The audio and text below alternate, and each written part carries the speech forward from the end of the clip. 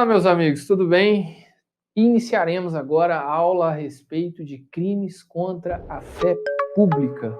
E vamos iniciar com um combinado, muito tranquilo. Olha só, quando a gente estuda crimes em espécie, existem posições doutrinárias para tudo quanto é lado, tudo quanto é jeito. Aqui nós vamos trabalhar com aquilo que é mais importante para a sua prova. Tranquilo? Então, pode ser que aquilo que eu diga aqui existam livros que digam ao contrário, mas repito, a gente trabalha com aquilo que é mais importante para a sua prova e com aquilo que está prevalecendo nos concursos públicos e nas jurisprudências dos tribunais superiores. Tranquilo? Então, com esse esclarecimento, para que a gente flua com mais tranquilidade, vamos para a tela já. Crimes contra a fé pública, nossas redes sociais aí, para quem quiser seguir a gente. Crime de moeda falsa. É o primeiro crime que a gente vai trabalhar. Trabalharemos aí, ó, artigo 289, caput, e os parágrafos. Mas vamos ler o caput para a gente entender exatamente qual que é o nosso ponto aqui. Falsificar, fabricando-a ou alterando-a, moeda metálica ou papel moeda de curso legal no país ou no estrangeiro. Pena de reclusão de 3 a 12 anos e multa. Vamos lá. Primeiro ponto no caderno a respeito do delito de moeda falsa é o bem jurídico tutelado. Qual que é o bem jurídico tutelado? Anotem aí. É a fé pública. É a fé pública. Ou seja, a confiança que a sociedade deposita na autenticidade e veracidade dos documentos. Tranquilo? Fé pública, a confiança que a sociedade deposita na autenticidade, na veracidade dos documentos. Maravilha? Então esse é o bem jurídico tutelado que norteia o estudo aí do crime de moeda falsa do artigo 289. Professor, princípio da insignificância. Aplica-se o princípio da insignificância ao delito de moeda falsa? Você está com uma notinha de R$10 lá falsificada. É possível a aplicação do princípio da insignificância a você ou não? Então anotem aí, não se aplica o princípio da insignificância ao delito de moeda falsa, tendo em vista a grande potencialidade lesiva da conduta. Não se aplica o princípio da insignificância ao crime de moeda falsa em razão da grande potencialidade lesiva da conduta. Ponto. Além disso, o bem jurídico tutelado é a fé pública, ou seja, a credibilidade da moeda. E por essa razão, jamais pode ser insignificante. Jamais pode ser insignificante. Quem pensa assim, professor? STF, RHC 107.959. Pronto, tá aí na tela para vocês. STF entende que não cabe insignificância para moeda falsa. Imagina só se você se aceitasse insignificância, que confusão que não ia ser, né? Todo mundo ia se incentivar a soltar só uma moedinha falsa aqui, outra ali, uma notinha de 100 aqui, uma outra daqui uns 3, 4 dias, né? 50, enfim. Não cabe, né? Seria um transtorno muito grande se se permitisse. Sujeitos do crime. Quem pode ser o sujeito desse crime? Percebam aqui, ó, existe a conduta do caput, parágrafo 1, 2, 3 e 4. Olha lá. Vamos trabalhar aqui com essas situações. Primeira coisa, sujeitos do crime, sujeito ativo. Anotem aí, anotem aí. A modalidade prevista no caput, parágrafo 1º, 2º e 4º, caput, parágrafo 1º, 2º e 4º, são crimes comuns, que podem ser praticados por qualquer pessoa. Já o artigo 289, parágrafo 3º, diz que é um crime próprio, em que um agente credenciado, autorizado a emissão, aliás, desculpem, trata-se de um crime próprio porque depende da qualidade especial do agente, qual seja, que seja um agente credenciado, ou seja, autorizado a emissão da moeda. Beleza? Tranquilo? Maravilha. Então, nós vimos que, exceto o parágrafo 3º, todas as demais hipóteses são de crime comum que pode ser praticado por qualquer pessoa. Professor, sujeito passivo, quem que é a vítima? Nesse caso, anotem aí, é o Estado. O Estado é a vítima.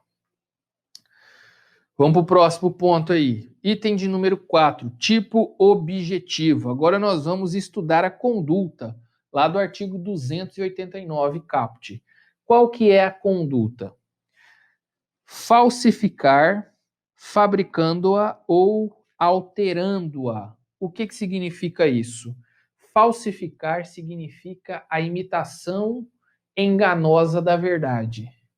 Fabricação nada mais é que a produção integral de uma cédula ou moeda metálica de aparência verdadeira. E alteração significa a transformação do papel moeda ou da moeda metálica pré-existente. Então, como é que funciona aqui? Você vai falsificar, você vai imitar a verdade, e você vai poder imitar a verdade ou falsificando ou alterando. Falsificando, você vai produzir uma nota, uma cédula ou uma moeda. Você vai produzir, você vai criar uma moeda com aparência de verdadeira, uma cédula com aparência de verdadeira. Já na alteração, você vai falsificar também, você vai pegar uma pré-existente, uma que já existe, e vai alterar. Quer ver, ó? Pega a nota de 10, põe um 0, fica uma nota de 100. Aí você altera. Beleza? Tranquilo isso? Ficou fácil? O que a gente precisa entender aqui, ó? Deixa eu sair da tela para não atrapalhar vocês. Observação. Qual que é a observação importante aqui? Qualquer que seja a falsificação, anotem aí. Qualquer que seja a falsificação, é necessário que tenha idoneidade para enganar. Qualquer que seja a falsificação, é necessário que tenha idoneidade para enganar. Por quê, professor? Olha só, se a falsificação for grosseira, não se trata de crime contra a fé pública. Pode configurar um delito de estelionato, a depender do caso concreto. Mas para fins de crime contra a fé pública de moeda falsa, é necessário que a falsificação seja idônea, seja apta a enganar, a ludibriar alguém. Tranquilo? Se for grosseira, pode ser um estelionato da justiça estadual, mas não crime contra a fé pública. Maravilha? Tranquilo, então. Vamos para o próximo ponto. Moeda metálica ou papel moeda de curso legal no país ou no estrangeiro. O que a gente tem que entender aqui? Ó? A gente vai alterar, a gente vai falsificar, fabricando ou alterando o quê? Moeda metálica ou papel moeda de curso legal no país ou no estrangeiro. Então, esse é o pulo do gato. Moeda de curso legal. Professor, o que é moeda de curso legal? Para ficar bem simples. Queridos, a nota precisa existir. Ela precisa existir no país. O real aqui, no Brasil, nos Estados Unidos, o dólar, o euro, etc. Beleza? Se a moeda já tiver sido extinta, não existe crime de falsificação. Tranquilo? Não existe crime de moeda falsa, melhor dizendo. Se a moeda já tiver sido extinta, não há o delito. Então anotem aí. De curso legal, o que significa isso? Anotem aí.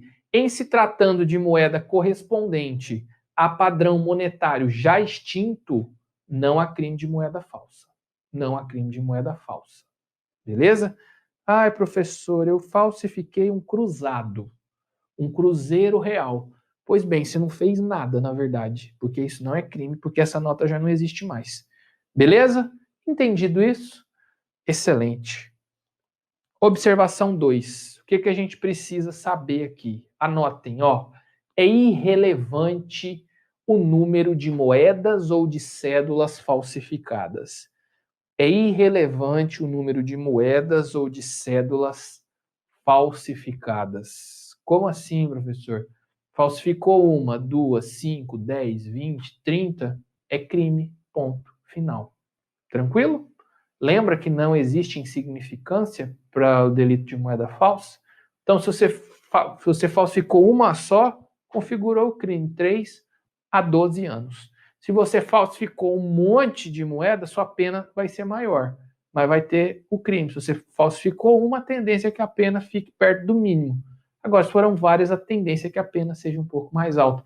Mas uma, duas ou várias, tudo configura crime. É irrelevante o número de moedas ou cédulas falsificadas. Vamos para o próximo ponto. Próximo crime aí, esse aqui é bem interessante. Circulação de moeda falsa, lá do artigo 289, parágrafo 1º do Código Penal. Diz o seguinte: nas mesmas penas incorre quem, por conta própria ou alheia, importa, exporta, adquire, vende, troca, cede, empresta, guarda ou introduz na circulação moeda falsa. Nas mesmas penas, quais penas, professor? De 3 a 12 anos. Nas mesmas penas do caput. Esse aqui, queridos, é o crime do cara que recebe a moeda ou a cédula sabendo que ela é falsa e circula e introduz na circulação novamente. Esse é o crime. Esse é o crime, ó. Então vamos para a observação número 1, ó. Anotem aí. É a hipótese em que o agente recebe a nota e, tendo consciência de sua falsidade, a introduz na circulação em sequência. Então é o crime de circulação de moeda falsa. Você recebe uma nota sabendo que é falsa e você introduz ela na circulação. Esse é o crime do artigo 289, parágrafo 1º. Tranquilo? Vamos lá. Observação número 2. Falsificação e circulação de moeda. Como assim, professor? Ó, você é menino doido, você produz a moeda, você falsifica, você faz a produção de moedas falsas e você ainda circula essa moeda no mercado. Você responde por quantos crimes? Você responde pelo crime do 289, caput, ou você responde pelo crime do 289, parágrafo 1, ou você responde pelos dois crimes. Qual é que é? Então anotem aí. Se o autor falsifica a moeda, não responderá pela circulação ou pelo uso, pois se trata de pós-factum impunível, ou aquilo que a gente chama de mero exaurimento do crime.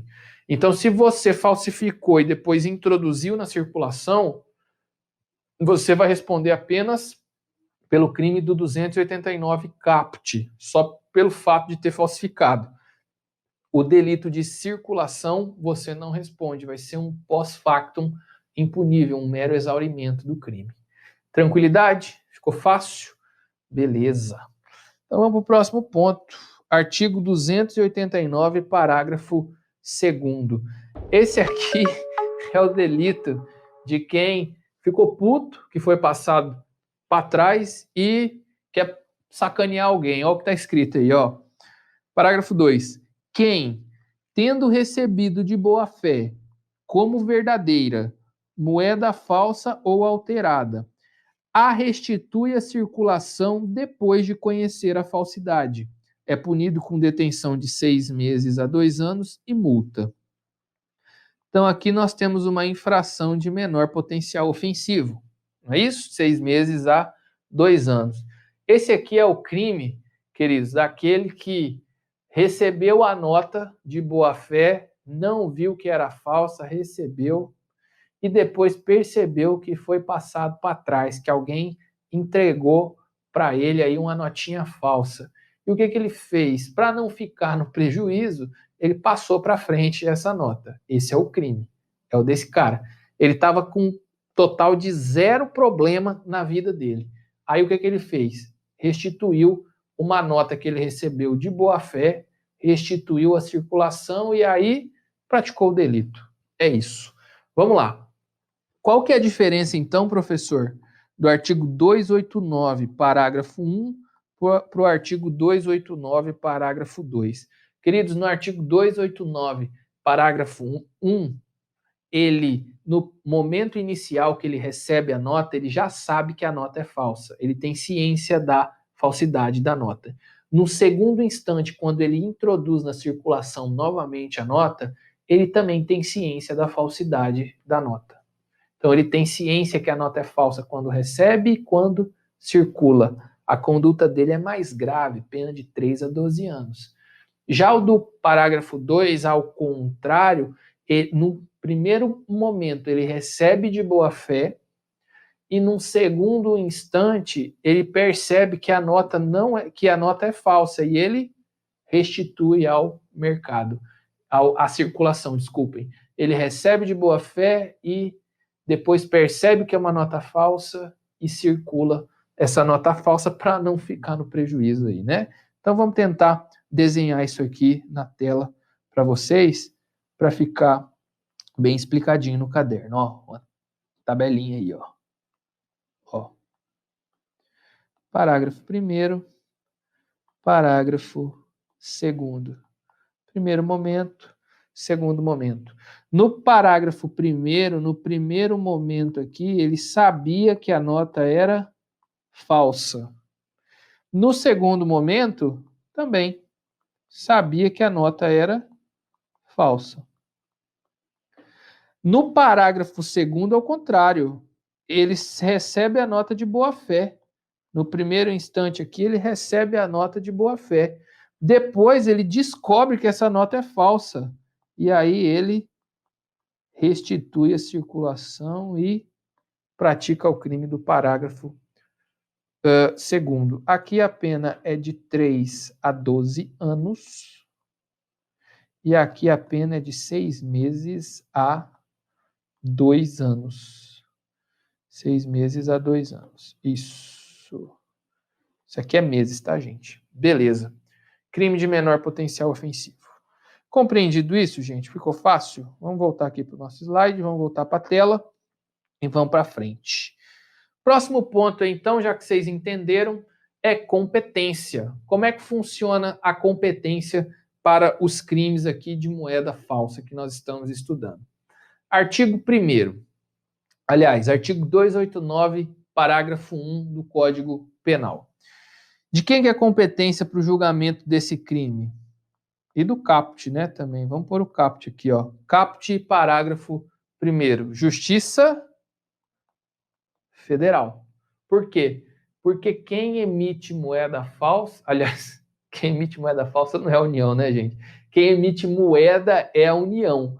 Então, aquele que fabrica ou que introduz moeda falsa colide, viola diretamente bens ou interesses da União. Por essa razão, nós temos a competência da Justiça Federal.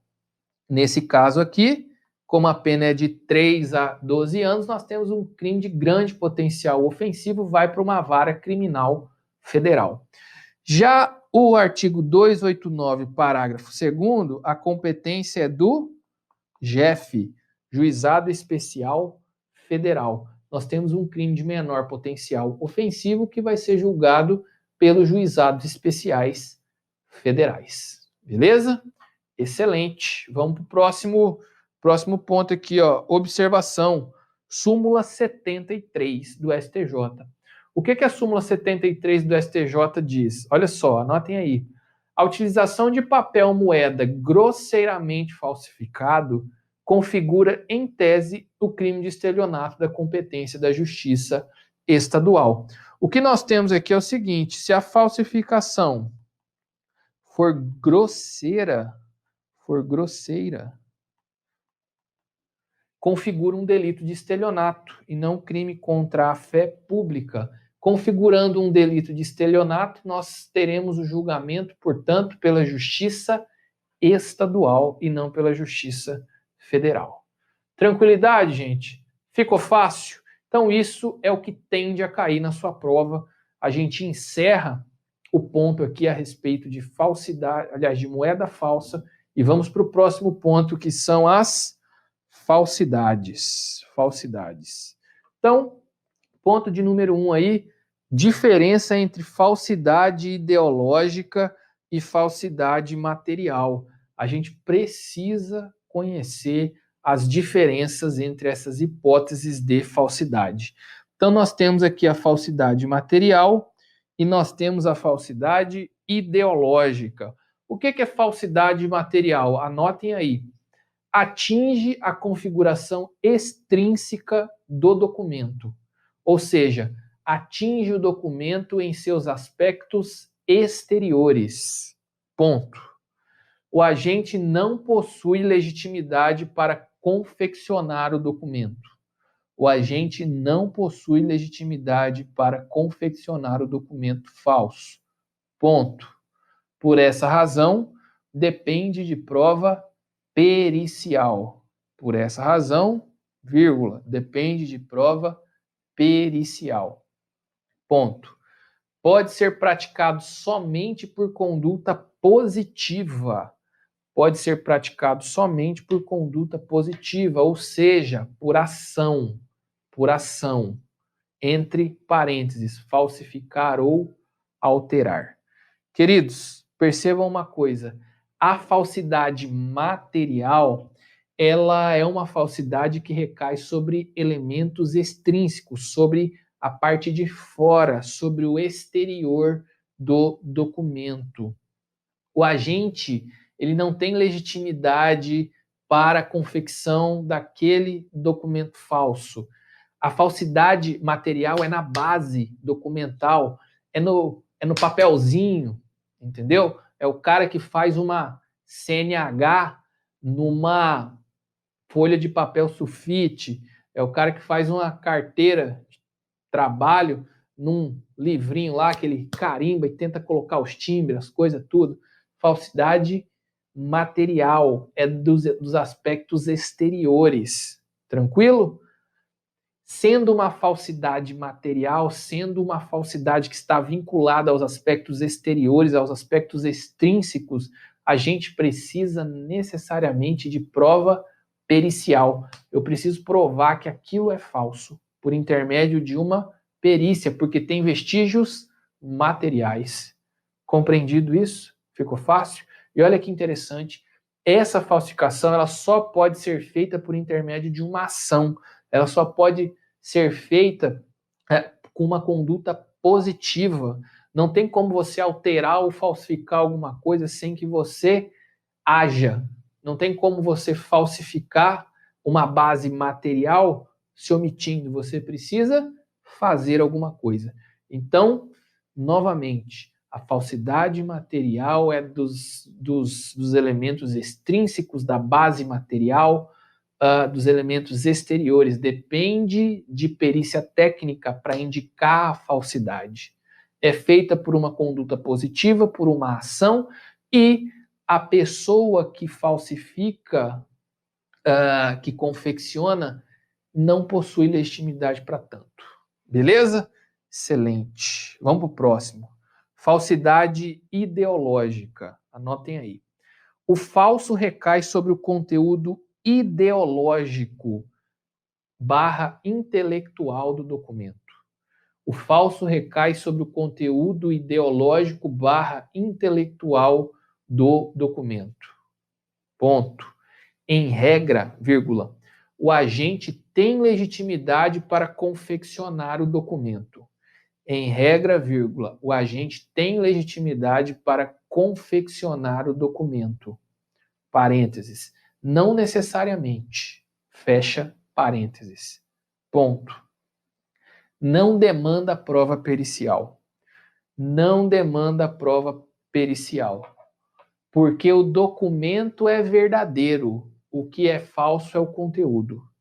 Porque o documento é verdadeiro. O que é falso é o conteúdo. Ponto.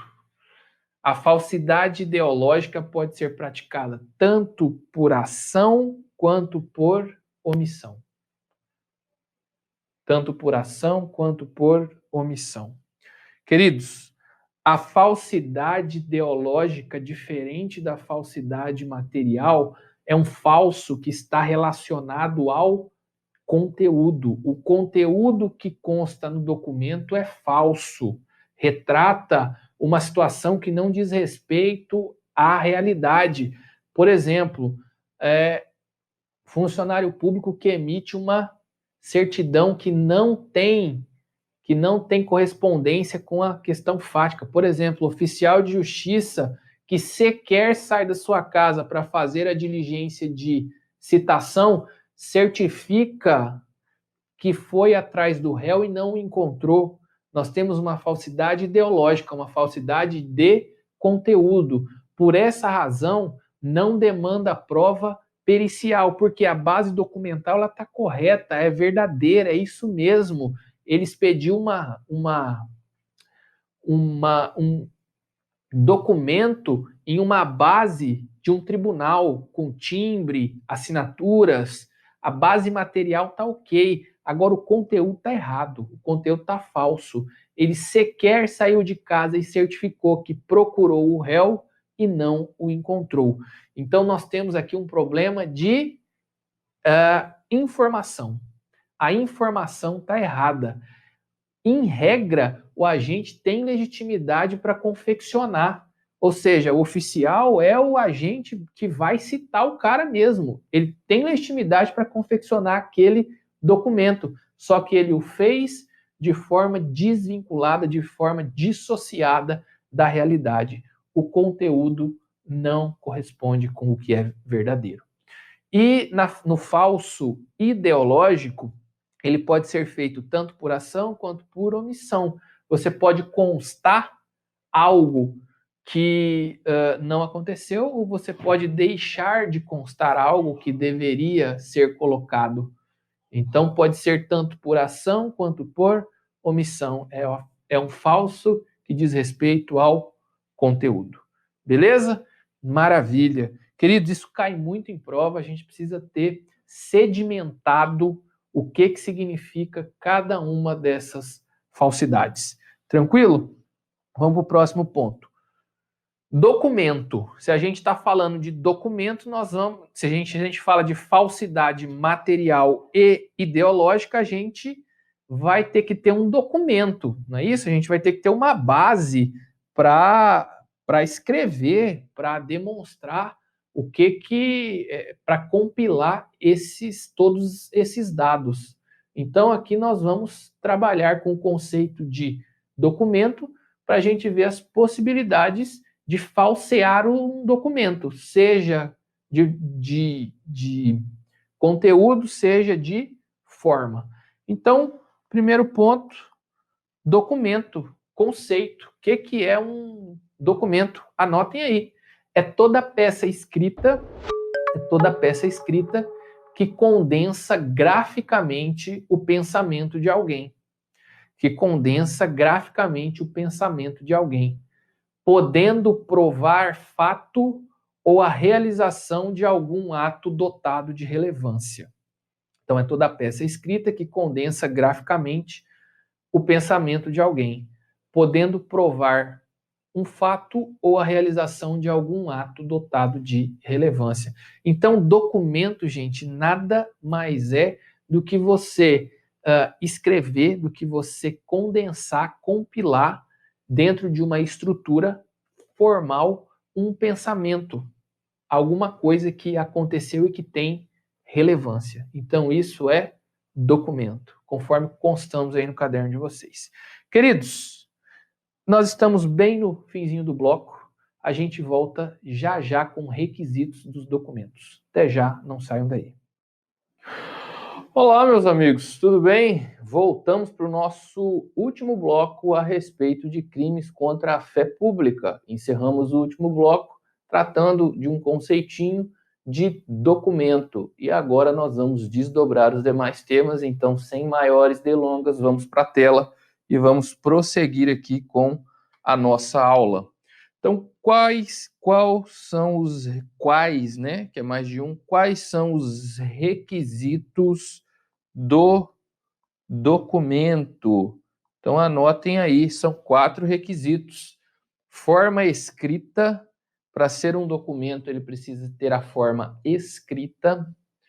Número 2, autor determinado. A gente precisa saber quem é o signatário, quem foi a pessoa que elaborou aquele documento. Número 3, conteúdo. Precisa constar algum conteúdo, alguma informação dentro daquele compilado, dentro daquele documento. E, por fim, relevância jurídica, ou seja, tem que ter alguma razão, tem que ter algum motivo relevante juridicamente naquelas informações para que exista um documento propriamente dito. Então, tem que ter a forma escrita, tem que ter um autor determinado, tem que ter conteúdo dentro dele e precisa que esse conteúdo tenha uma relevância jurídica. Tranquilo? Esses são os requisitos do nosso documento. E aqui nós temos duas situações. Os documentos, eles podem ser públicos, públicos por equiparação, ou documentos particulares. Então, nós vamos desdobrar agora todas essas situações. O que é documento público? Anotem aí. É aquele expedido por funcionário público competente para tanto, no exercício de suas funções e de acordo com as formalidades exigidas em lei. Então, documento público, novamente, é aquele que é expedido por um funcionário público que é competente para essa expedição, para a realização desse documento público, que esteja no exercício de suas funções e ainda de acordo com as formalidades previstas, com as formalidades exigidas em lei. Tranquilo? Isso é documento público, aquele que é feito por funcionário público que tem competência para isso, nas suas atribuições e observando a lei. Professor, quais as modalidades de documento público? Olha só, nós temos duas situações. O documento formalmente público, mas substancialmente privado, e o documento formalmente e materialmente público. Então, vamos para o conceito de documento formalmente público, mas substancialmente privado. Esse aqui, o nome já ajuda, né? Ele é formalmente público, ou seja, na forma ele é público, mas o conteúdo dele é privado. Então, anotem aí, ó. Nesse caso, o interesse é de natureza privada, embora o documento tenha sido emanado pelo ente público. O interesse é de natureza privada, embora tenha sido emanado pelo ente público. Por exemplo, professor, anotem aí os atos do tabelião. Atos praticados pelo tabelião. Ele tem uma forma pública, ele é expedido em uma forma pública, mas o conteúdo dele descreve um interesse de natureza privada. Beleza? Vamos para o próximo aqui, ó. Documento formalmente e materialmente público. O nome também ajuda, né? Ele tem a formatação, ele também é emanado por um ente público e o conteúdo dele tem natureza pública. Tranquilo? Vamos anotar aí, anotem aí. É aquele emanado por servidor público no exercício de suas funções e o seu conteúdo diz respeito ao interesse público. Então, é aquele emanado pelo servidor público no exercício de suas funções e o conteúdo diz respeito ao interesse público. Dá um exemplo, professor, anotem aí. Portaria expedida pelo delegado de polícia. Então, a portaria expedida pela autoridade policial, ela é um documento materialmente e formalmente público. Foi emanado, foi exarado por uma autoridade pública no exercício de suas funções e o conteúdo dele, ou seja, a apuração de um crime, também diz respeito ao interesse público. Tranquilo? Fácil isso? Excelente. Professor, qual que é o próximo? Olha só que interessante. Documentos públicos por equiparação. Queridos, os documentos públicos por equiparação, eles estão previstos lá no artigo 297, parágrafo 2 do Código Penal, que diz o seguinte, e aí vocês anotem esse dispositivo, que ele geralmente cai o texto de lei em prova. Então você tem que aprender o texto da lei, que diz o seguinte, para os efeitos penais, equiparam-se a documento público o emanado pela entidade paraestatal, o título ao portador ou transmissível por endosso, as ações de sociedade comercial, os livros mercantis e o testamento particular. Aqui, eles gostam muito de perguntar sobre o testamento particular, tá, queridos? Que a gente acha, porque o nome fala testamento particular, documento particular, mas não é. O artigo 297, parágrafo 2, diz que equiparam-se a documento público, uma das hipóteses do testamento particular. Eu já errei muito isso em prova, tá? Por isso que eu faço esse alerta. O testamento particular é um documento público por equiparação. Beleza? Excelente. Vamos para o próximo, documento particular. Professor, o que é documento particular? Estudamos o público, os documentos públicos, os equiparados aos documentos públicos e agora os documentos particulares. O que é documento particular? Qual que é o conceito? Queridos, o conceito de documento particular ele é feito por exclusão. Como assim por exclusão? Tudo aquilo que não é documento público ou equiparado a público é documento particular. Esse é o conceito. Então anotem aí. O conceito de documento público é feito por exclusão, vírgula, ou seja, vírgula, é todo aquele que não é público. Então, se o documento não é público, ele é particular. Olha só, né? Que beleza. Quando eu assisti aula disso, né, na época que eu estudava, eu falei, cara, não é possível que é isso. E é isso. Tá tranquilo? É simples assim. Vamos lá. Falsificação de cartão. Olha que interessante. Queridos, anotem assim, ó. Segundo o parágrafo único, desculpem, segundo o artigo 298, parágrafo único do Código Penal, equipara-se a documento particular o cartão de crédito ou de débito. Então, equipara, artigo 298, parágrafo único do Código Penal. Isso foi incluído pela Lei 12.737 de 2012. Então, o cartão de crédito ou o cartão de débito é equiparado a documento particular, tá, gente? Está lá no artigo 298, parágrafo único. Eu também errei muito isso em prova, muito mesmo. Então, anotem que o examinador gosta, porque como a gente usa muito e, enfim, é corriqueiro, né? A gente crê que é documento público, mas não é. Equipara-se a documento particular. Maravilha? Excelente. Vamos fazer duas observações importantes aí. Anotem aí. O documento escrito a lápis não é considerado documento. Beleza? O documento escrito a lápis não é considerado documento. Como assim, professor? Se ele é escrito a lápis, gente, ele pode ser apagado. Então não tem segurança no que está escrito. Tranquilo? Tem que ser aí com uma forma de escrita indelével. Aquilo que você escreve não pode ser apagado. Então, se ele é feito a lápis, não é considerado documento. Muito importante isso, tá bom? Número 2, anotem aí. Outra observação importante. As fotocópias não autenticadas também não podem ser objeto de falsificação. As fotocópias não autenticadas não podem ser objeto de falsificação. Excelente! As duas observações relevantes aqui nesse ponto. Vamos lá. Princípio da consunção é o nosso próximo ponto. E aqui nós vamos trabalhar, queridos, com a súmula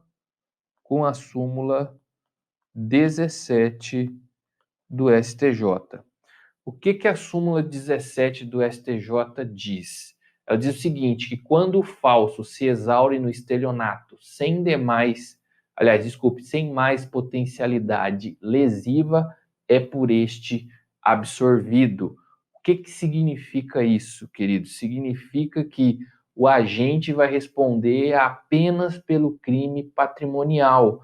Se a potencialidade lesiva da falsidade, ela se exaurir no crime patrimonial. Funciona assim, geralmente o falsário, ele pratica as falsidades para fins de tentar ludibriar alguém, de tentar enganar alguém, de induzir alguém em erro. Ele falsifica para fins de obter alguma vantagem, né? Geralmente enganar alguém. Então, atento a isso, a dúvida é o seguinte, o cara falseou e usou essa falsidade, essa falsificação para fins de praticar um estelionato, ele responde por quantos crimes? Ele responde pela falsificação ou ele responde apenas pelo crime patrimonial? E aqui a gente trabalha com o princípio da consunção que está descrito lá na súmula 17 do STJ, que diz que quando o falso se exaure no estelionato, é pelo estelionato absorvido. Ou seja, então vamos repetir, o cara falsificou e usou essa documentação falsa para fins de aplicar um golpe, de praticar um estelionato, se essas falsificações aqui, elas se encerram, elas se exaurem nesse golpe patrimonial, nesse crime, nesse estelionato no engodo, você responde apenas pelo delito de estelionato, uma vez que o delito da falsidade foi um meio, os crimes de falso, eles foram um meio para que você atingisse o seu intento, que na verdade era aplicar um golpe, induzir alguém a erro. Agora, se o falso ele não se exaure no estelionato, aí você responde por ambos os crimes, porque ele continua tendo potencialidade lesiva. Tranquilo? Essa é a interpretação da súmula 17 do STJ. Anotem aí no caderno de vocês. Maravilha. Vamos para o próximo item. Falsificação de vários documentos. Imagine o seguinte, veja se vocês já foram isso. Geralmente nesses lugares de metrô, a Praça da Sé, enfim, esses lugares que tem uma aglomeração de gente grande, né? Tem uma aglomeração muito intensa de gente, a gente encontra uns falsáriozinhos ali, não encontra? O cara, você chega ali, você faz RG, CPF, habilitação, passaporte, enfim, o cara ali te fala, olha, espera um pouco aí que daqui a pouquinho eu te trago aqui todos os documentos que você precisa. Não tem isso? Não é comum? Então, quantos crimes esse cara pratica? Ele falsificou um RG, um CPF, uma carteira nacional de habilitação, enfim, um monte de coisa. Quantos crimes ele praticou? Oh, falsificação de vários documentos. Anotem aí. Se houver multiplicidade de falsificações no mesmo contexto fático, haverá crime único. Haverá crime único. E o nosso exemplo aqui é o falsário do metrô, né? Que você chega lá e ele te traz toda a documentação de uma vida em meia hora. Beleza? Então, se houver multiplicidade de falsificações no mesmo contexto fático, o delito é único. Maravilha. Professor, e em relação ao termo inicial da prescrição?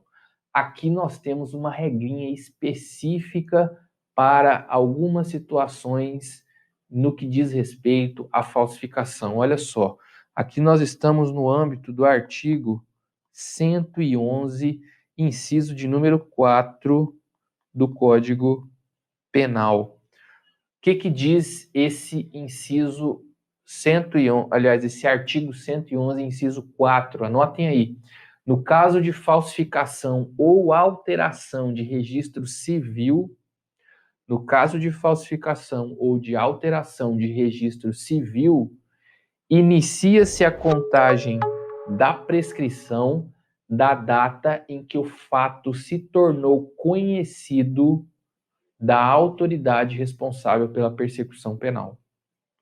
Então, inicia-se a contagem da prescrição da data em que o fato se tornou conhecido da autoridade responsável pela persecução penal. Então, percebam uma coisa, aqui nós temos uma regrinha de prescrição distinta da que a gente costuma ver. A gente lembra, a gente sabe que, em regra, a prescrição ela se inicia da data do fato. Você praticou um crime, da data da prática do crime, ou a prescrição dispara o seu prazo. Essa é a nossa regra. Agora, no caso de falsificação ou alteração de registro civil, o início da contagem do prazo prescricional, ele não é da data da prática do falso, mas sim do momento em que se tornou conhecido pela autoridade responsável pela persecução penal. Tranquilo? E por que isso, professor? Muito simples, porque às vezes a falsidade ela é feita e ela fica encoberta por vários anos. A falsidade aconteceu há 3, 4, 5, 10 anos atrás, mas a autoridade só soube disso depois de 5, 6, 7, 8, 9, 10 anos. Então é desse momento que se dispara a prescrição. Porque se assim não fosse, talvez nós nunca conseguiríamos processar e punir aqueles que realizaram falso no registro civil. Beleza, gente? Tranquilidade? Essa é a razão. Vamos aqui para o próximo ponto: falsidade de documento destinado à Previdência Social. Queridos, o parágrafo 3º, parágrafo 4º, ele traz essa hipótese de falsidade de documentos destinados à Previdência Social. E o que a gente precisa entender aqui?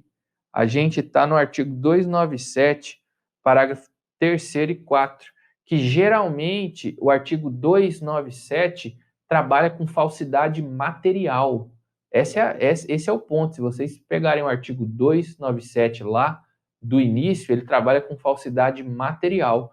E o que eu quero alertar vocês aqui que pode cair na tua prova? Anotem aí.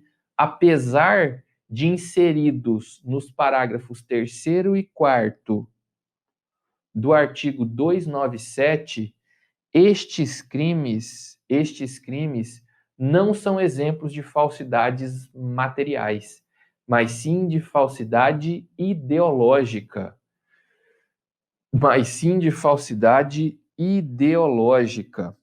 Beleza? Então, essa falsidade aí de documento destinado à Previdência Social, tem-se entendido que o parágrafo 3º e 4º não são hipóteses de falsidades materiais, mas sim de falsidade ideológica. Maravilha! Vamos para o próximo ponto. Queridos, isso aqui é excelente. Isso aqui, se você não passou isso aqui na sua vida de concurso público, eu vou abrir os seus olhos agora. Porque eu tinha muita dúvida e tinha muito medo dessa situação aqui, até o dia que eu comecei a estudar. E o conhecimento é libertador, aí eu fiquei mais tranquilo. Olha aí, vou dar alguns exemplos, tá? Informações prestadas que estão sujeitas à verificação. Queridos, percebam uma coisa. Imagine que você esteja estudando para concurso público. Um exemplo, não que você esteja, mas imagine que você esteja estudando para concurso público. Você tem um sonho de ser juiz, de ser membro do Ministério Público, defensor público, delegado, etc, etc, etc. Olha só, em regra, esses concursos, carreiras de Estado, elas exigem 3 anos de experiência jurídica. Essa é a nossa regra. E a gente sabe que, geralmente, eles pedem a comprovação, eles pedem para você assinar uma declaração que você tem 3 anos de experiência na data da inscrição. Não é assim? Se você não clicar lá no botãozinho dizendo que você tem esses 3 anos de experiência, a sua inscrição não é efetivada. E por quantas e quantas vezes eu, por exemplo, cliquei lá sem ter os 3 anos. E eu morria de medo de estar praticando um crime de falsidade, porque eu estaria declarando uma coisa que não existia. Eu estaria declarando algo que é falso, porque realmente era. Eu tinha 1 ano de conclusão de curso, tinham 1 ano de experiência jurídica e me obrigavam a clicar lá, senão eu não conseguiria me inscrever no concurso público. Não é isso? Já aconteceu isso? Vocês já tiveram essa sensação ruim com vocês? Pois é, eu passei muito tempo me inscrevendo lá, morrendo de medo de estar praticando uma falsidade, né, constando aí informação que não era a verdadeira. E qual que é o nosso ponto aqui? Isso é crime.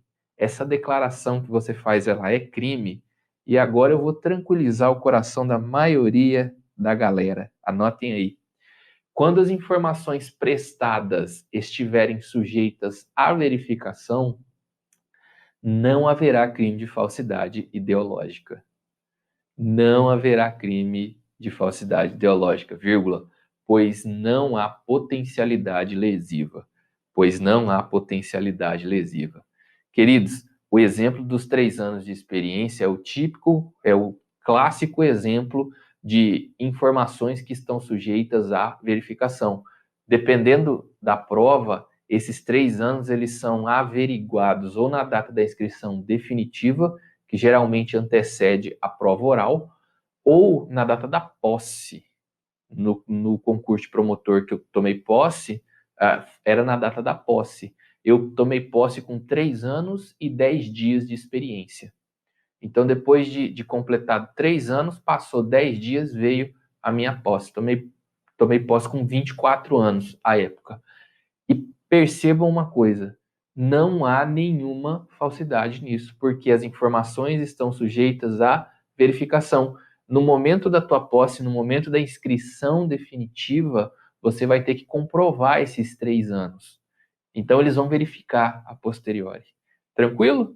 Então, fiquem sossegados aí, tá? Porque informações prestadas que estão sujeitas à verificação posterior não induzem, não acarretam crime de falsidade ideológica. Beleza? Exemplo de número 2, anotem aí. Só um exemplo maluco que eu pensei aqui porque isso não acontece no Brasil, tá, gente? Anotem aí. Currículo Lattes. Currículo Lattes. Imagine que determinada autoridade ela inseriu informações falsas no seu currículo. Pessoa lá, ou alguém, né? Não precisa ser autoridade. Alguém disse lá que é doutor quando na verdade não é. Falou que é mestre quando na verdade não é. Inseriu todas essas informações aí no currículo Lattes. Será que isso acontece? Eu nunca vi, né? Mas o pessoal comenta aí. Enfim, isso é crime de falsidade ou não? Inserir essas informações que não condizem com a realidade no seu currículo Lattes para fazer, né, uma graça aí, para mostrar aquilo que você não é? Então anotem aí. Não configura falsidade ideológica a conduta do agente de inserir em currículo Lattes dados que não condiz com a realidade. Dados que não condiz com a realidade. Por que, professor, que não é? Anotem aí. Porque o currículo Lattes não é considerado documento pelo STJ. O STJ entende que o currículo Lattes ele não tem status de documento, ele não se encaixa naqueles conceitos que nós trouxemos. Então, isso ficou decidido pelo STJ no RHC, recurso em habeas corpus, 81.451 do Rio de Janeiro. Beleza, excelente. Maravilha. Entendido isso, queridos? Ficou fácil até aqui? Vamos para o próximo ponto aqui? Estou me confundindo aqui com a tela toda. Ó. Uso de documento falso e falsa identidade. Você pode atribuir a si falsa identidade? Tá tudo bem com isso ou não há crime? Tem gente que diz o seguinte, olha, eu posso me atribuir falsa identidade porque eu tenho direito ao silêncio, tenho direito aí a não me auto-incriminar. Os tribunais têm entendido que isso está correto? E a resposta está aqui na súmula 522 do STJ, que diz que a conduta de atribuir-se falsa identidade perante a autoridade policial é típica, ou seja, é crime, tá, gente? Ainda que em situação de alegada autodefesa. Então, tanto para o STJ aí, quanto também para o STF, o direito ao silêncio não lhe dá o de... Tá difícil hoje, hein? O direito ao silêncio não dá ao acusado o direito de falsear sua identidade. Tranquilo? Tanto o STF quanto o STJ pensam assim. Maravilha? Queridos, último ponto da nossa aula, item de número 10, adulteração de sinal identificador. Deixa eu sair da tela aqui um pouquinho para que vocês vejam aí o dispositivo do artigo 311 que trata a respeito da adulteração de sinal identificador. É um crime bastante comum, é o crime do cara lá que altera o número do chassi, placa, enfim, tá aí, ó. Adulterar ou remarcar número de chassi ou qualquer sinal identificador de veículo automotor de seu componente ou equipamento, pena de 3 anos, de 3 a 6 anos e multa. Tranquilo? Isso acontece bastante na prática. E vamos trabalhar aqui qual que é o bem jurídico que é tutelado pelo artigo 311, anotem aí, é a proteção da autenticidade dos sinais que identificam os veículos automotores. É a proteção, é proteger a autenticidade dos sinais que identificam os veículos automotores. É uma das nuances da fé pública, é uma das facetas da fé pública, que é a autenticidade das marcações nos veículos. Beleza? Então, também é um crime contra a fé pública. E aqui nós vamos desdobrar 4 observações no caderno de vocês. Anotem aí, ó. Primeiro ponto. Aliás, antes de anotar, venham aqui comigo. Imagine que o indivíduo substitui a placa do veículo automotor dele e coloca uma placa com numeração diferente. A crime, você pega uma plaquinha lá, isso acontece muito, gente. Esses dias eu estava fazendo uma instrução que o cara falou o seguinte, ó, doutor, meu veículo caiu a placa e eu encontrei uma outra placa e eu coloquei lá em cima para não ficar sem, né? Mas sabe como é? Isso é crime, gente? Substituir uma placa por outra? Ou não? Ou tá de boa? Olha aí. Então, observação de número 1, anotem aí. Caso o indivíduo substitua a placa do veículo por uma placa com numeração diferente, haverá o crime do artigo 311. Haverá o crime do artigo 311. E aqui nós temos o STJ no agravo regimental, no ARESP, isso é grande esse aqui, hein? 126.860 de Minas Gerais. Então, substituir a placa do veículo com uma placa de numeração diferente é crime. Excelente. Queridos, e aqui vamos fazer uma observação de número 2, né? Vamos fazer uma observação de número 2 aqui, que está correlacionada com essa situação que eu expliquei agora, de substituição de placa. Anotem aí. Se houver autorização legal para mudança de placa, não haverá crime. Se houver autorização legal para mudança de placa, não haverá crime. E aqui a gente cita o exemplo do artigo 115, parágrafo 7º do CTB, que permite, por exemplo, que o presidente, o vice-presidente, presidente do Senado, da Câmara e tal, eles tenham uma placa com as cores verde e amarela da bandeira nacional. Então é uma autorização legal. É óbvio que não vão responder pelo crime do artigo 311, porque aí há autorização legal, há uma previsão autorizando. Beleza? Observação de número 3. Anotem aí. A retirada das placas de identificação do veículo automotor não configura o crime do artigo 311 do Código Penal, mas sim mera infração administrativa. Por quê, professor? Porque o artigo 311 não prevê modalidade omissiva. Percebam, adulterar ou remarcar. Aqui tem modalidades comissivas, nós temos ação aqui, mas não omissiva. Então, tem se entendido que retirar as placas de identificação do veículo automotor não configura o crime, mas apenas infração administrativa. Ok? Observação de número 4. E se você botar uma fitinha isolante lá para alterar as placas do seu veículo, será que isso daí configura crime? Ou não? Ou tá de boa? Pode colar uma plaquinha lá. Você tem um número 6 no teu carro, né? Aí você cola uma fita isolante aqui, faz o número 8, por exemplo. Há crime nisso? Olha só, queridos. Antigamente, entendia-se que isso não era crime. Não era crime. Bem antigamente. Agora, houve um novo posicionamento dos tribunais superiores que diz o seguinte, anotem aí. A utilização de fita isolante na placa, modificando os números ou as letras, é meio hábil para a configuração do artigo 311 do Código Penal, uma vez que a colocação da fita, aliado ao movimento do veículo, possui potencialidade lesiva para ludibriar o agente de trânsito. Então, tem se entendido que é crime.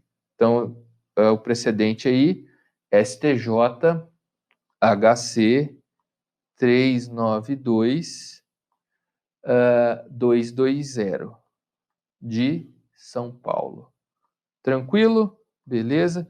Queridos, só uma observação aqui para que vocês saibam. Isso é o que prevalece, tá, gente? Isso que eu coloquei aí da fita isolante é o que tem prevalecido. Mas existe uma segunda posição sobre o tema que diz o seguinte: quando fala em adulterar ou remarcar sinal identificador, essa remarcação, essa alteração, né, essa falsidade aí, essa hipótese de falsidade, ela precisa ter um caráter de permanência. Ela precisa ser perene, ela precisa ser permanente e indelével. Então, tem gente que entende que pelo fato de você poder retirar a fita, não ser uma marcação permanente, não haveria crime, tá? Mas como dito, o que prevalece é isso que o STJ diz aí que eu constei no caderno de vocês. Maravilha.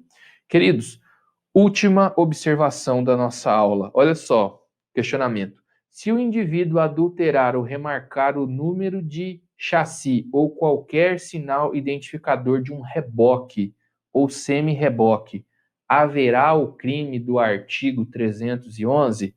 E a resposta é não.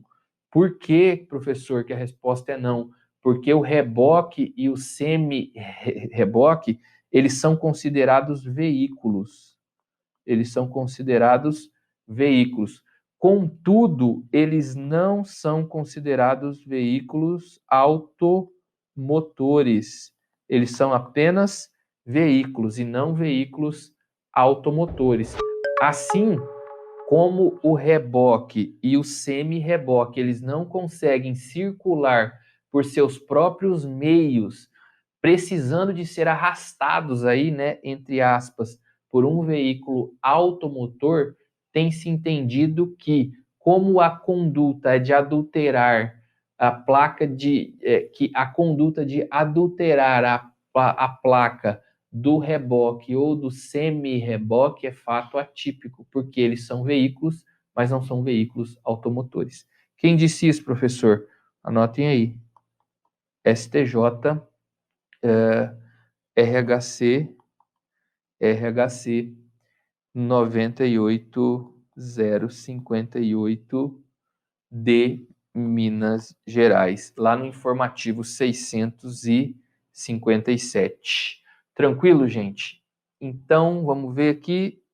Encerramos nossa aula. Espero que tenham aproveitado Tamo junto, forte abraço, é nóis, valeu.